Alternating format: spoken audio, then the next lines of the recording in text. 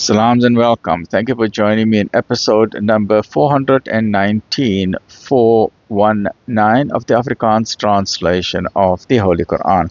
Ons is nou besig met die Heilige Quran en dis die Heilige Quran by Imam M.A. Baker. A'udhu billahi minash shaitani rajim. Bismillahir Rahmanir Rahim. In the name of Allah, most gracious, most merciful, en die naam van Allah, die barmhartige, die genadige. En dit is nou episode 419. Hoofstuk nummer 38, Surah Sod. Afdeling 3, Salamo en sy vyande. En ons het nie die hemel en die aarde en wat tussen hulle is te vergeefs gemaak nie. Maar dit is die mening van die ongelowiges. Wie daarom die ongelowiges van wie die vier, sal ons hulle wat God doen op dieselfde wyse behandel as die korruptes, of sal ons die godvreesendes met die onheilstiges gelykstel? Dit is 'n boek wat ons aan u geopenbaar het, vol seënwense dat hulle oor sy verse mag nadink en dat die verstandige mense kan onthou. En aan Dawid het ons Salamo geskenk, 'n voortreffelike dienaar. Voorwaar, hy het hom dikwels tot Allah gewend.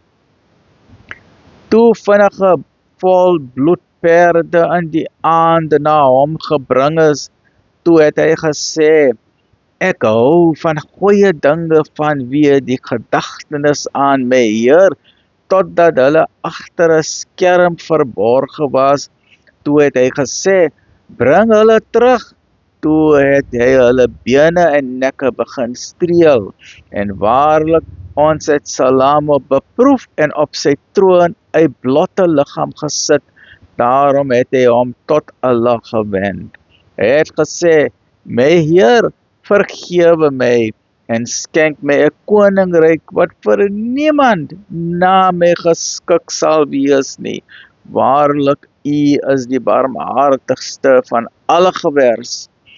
Daarom het ons die wind aan hom onderdanig gemaak, om volgens sy bevel saggies te waai, waarheen hy sê. En net so ook die duiwels, elke bouer en duiker. En nog ander wat met kettings geboei was. Dit is ons gawe. Wees daarom vrygewig of spaarsaam, sonder om rekening te hou.